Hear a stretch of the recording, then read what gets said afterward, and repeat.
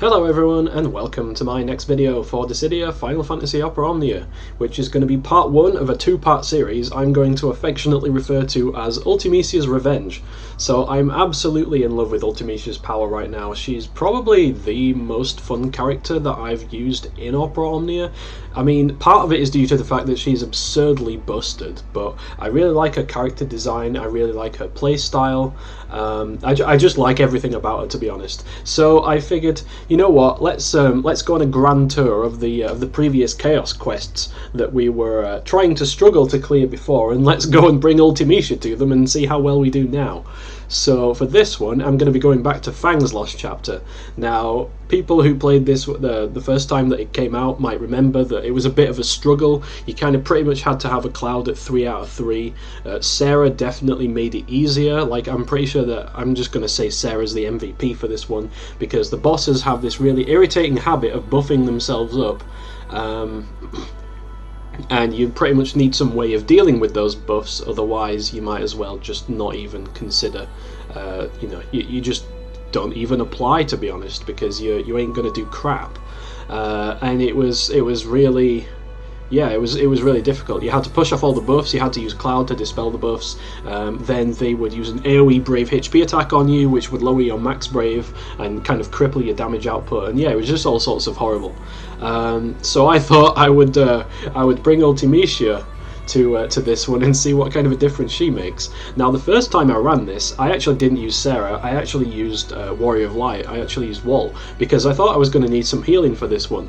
But it turns out, if you play your cards right, then you can actually kill them before they even take a single turn, just like it happened when Fang's original character event came out and we had the launch meta. If you summoned at the start of the wave, you could kind of just kill them before they even got their buffs up. Ultimecia does much the same, only it's the Chaos version, with a little bit or a lot of help from Krile and Sarah. So Krile is actually my third purple. I'm not sure if I might have mentioned this in one of the Dimensions End videos, because I did actually record this first, but then I lost the recording, and I figured that I would re-record this after I've been to Dimensions End. So yeah, Krile is definitely earning a keep right now. Like, I didn't think she was going to be anywhere near as good as she is, but I could not be happier. I do not regret spending my ingots at all.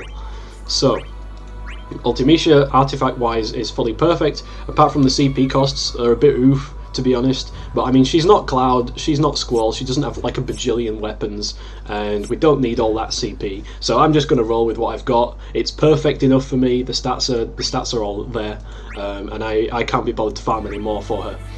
Krile, on the other hand, I've worked on my Krile's passives a little bit. Now, this back attack actually really surprised me, because it looks kind of crap on the surface, and it's not amazing. But if you actually read the description, increases Brave damage dealt by 5%. So it doesn't increase your attack, it increases the bravery damage you deal directly, which is most of Krile's kit seems to be built around multiplying her damage instead of increasing her base damage, which is kind of frustrating because it does mean she runs into problems against high defenses.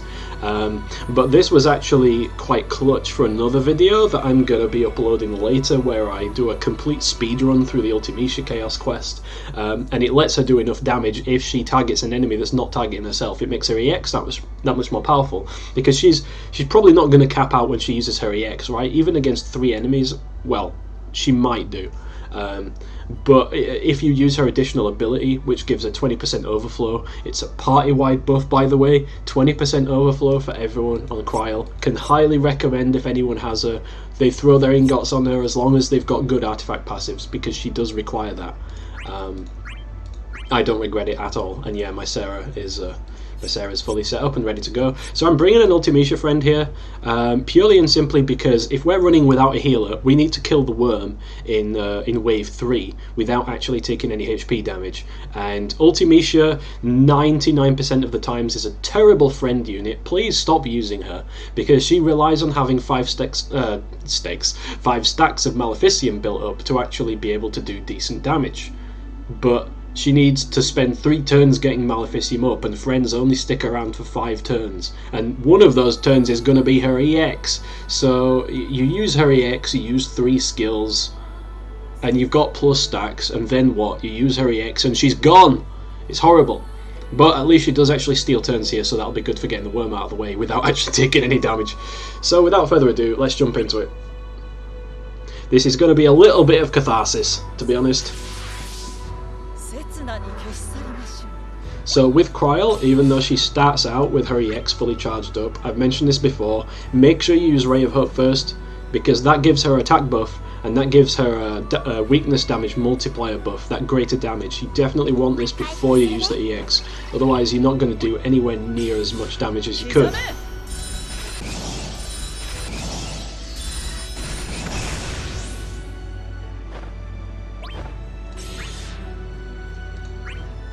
So yeah, for here I'm just gonna use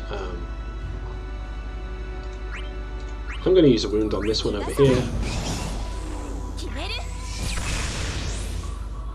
And Krile might as well use Thunder and just get it out of the way, because the first skill use of any character from Final Fantasy V is an unmasked version of the skill. Krile is an FF5 character. We don't seem to be able to get away from the fact that she has to burn one of each skill before she's at full potential, which is kind of unfortunate. But hey, you know what can you do? So I'm just going to pop another Protean Swords here, because why the hell not? We're going to have enough skills on ulti by the time this is over, trust me. And Krile is good to go. She just targets someone that's not targeting her, which is everyone. And yeah, away we go.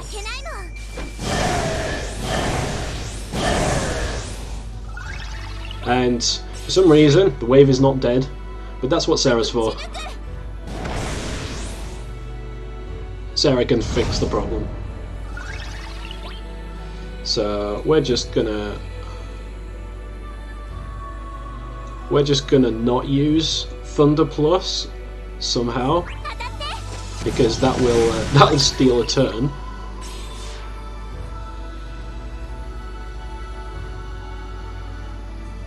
So here I'm gonna use a Protean Swords Plus for this one. One thing that I actually think is quite nice about Ultimecia's Sphere is that as soon as she does a critical hit, the debuff applies, so that actually causes Sarah's aura to kick in, so it takes immediate effect, which is quite nice. So I'm just going to pop another Moonlight here to get turn rate, and then I'm going to use the EX.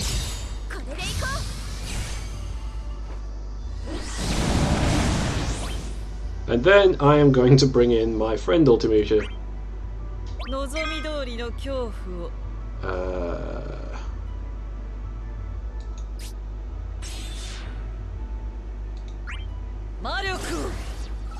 Let's do that for a little bit more damage. And a little bit more stalling.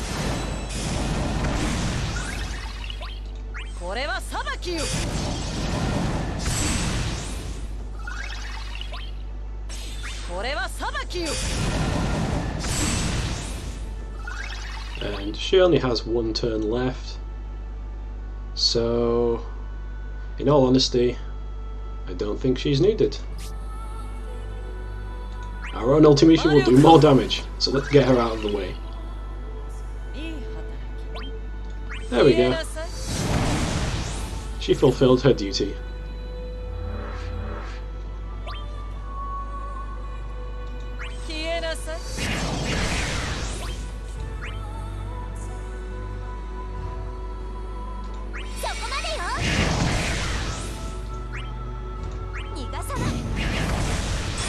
And we're out of the wave.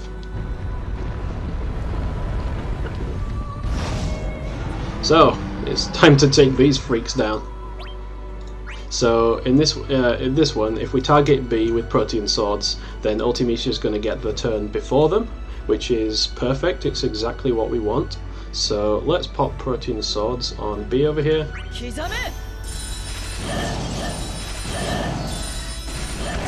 Very nice. And then we use Moonlight with Sarah to refresh Ultimecia's buffs. So, does Krile get turn rate if she does this? Yes, she does. So we use Ray of Hope to get turn rate.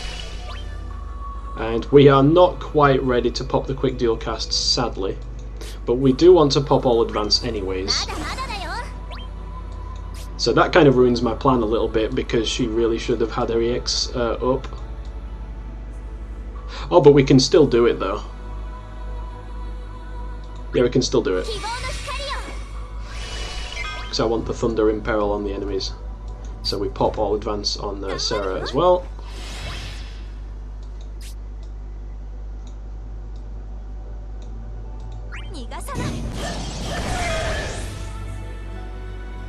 And yeah, we can pretty much just go into the summon right now. Although it's not really worth it to do it right now. Is it? You know what? Let's wait for as long as we can. Deals very decent damage there. We don't really need to do that. I'm not going to waste the battery. I am, however, going to go straight into the summon. And commence the apocalypse. Let the spam begin.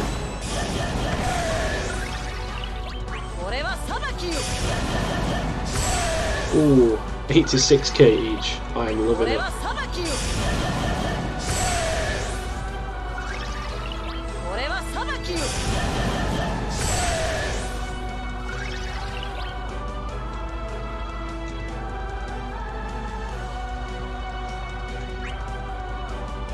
So let's use Ultimate Arrow on this one over here. I know Ultimecia's buffs are about to wear off, but we're only going to use Protean Swords, so that's totally fine. Let's do it again. Truly ruinous. Oh look, we've deleted their turns off the bar. Would you look at that?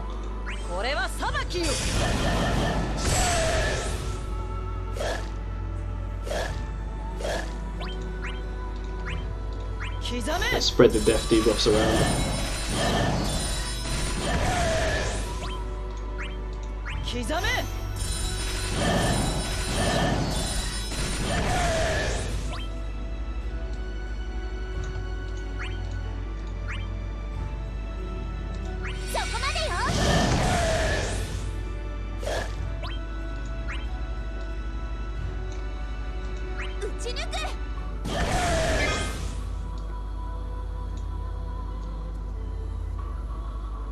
Let's see here.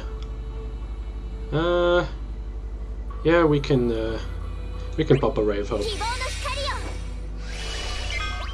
And we can pop another Apocalypse.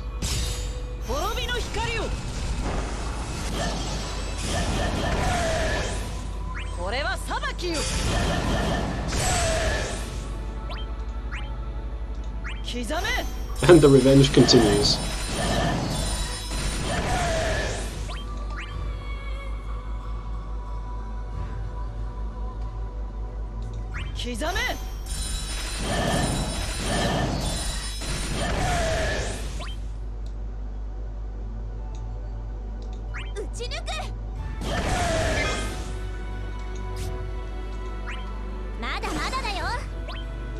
We have to refresh the overflow buffs.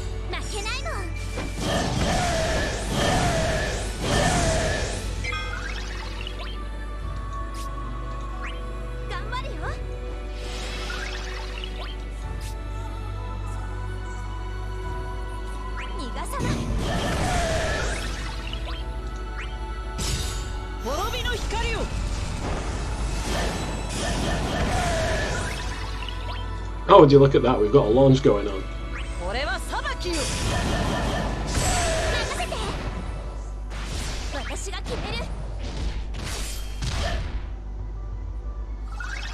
Nothing much to really say, to be honest. Just watch the poetry in motion.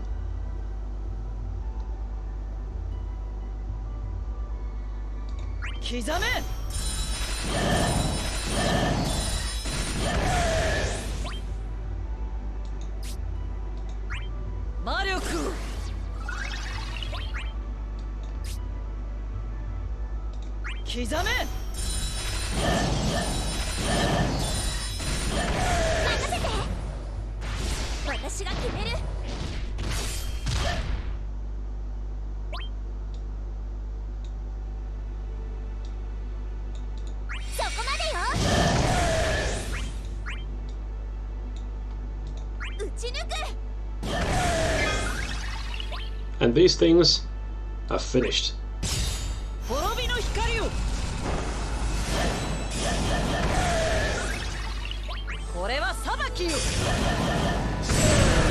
Did not even get a single turn.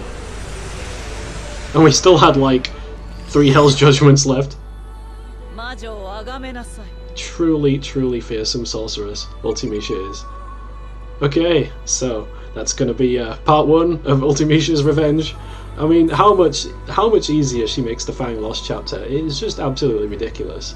Like, the speed of the power creep is very easy for me to understand now why people say that Ultimecia lasts a lot later into the Chaos era, because this is using her full burst potential. Enemies will eventually become HP sponges that she's not able to keep bursting like this on, but even then her HP++ is really good, and she has some good longevity with the free skill. But right now we can literally just treat Chaos as though it's a Cosmos quest and just burst through it. It's absolutely insane and I love it. So I hope you enjoyed watching that about as much as I enjoyed recording it, and I will catch you all in the next video. Until then, take care and see you later.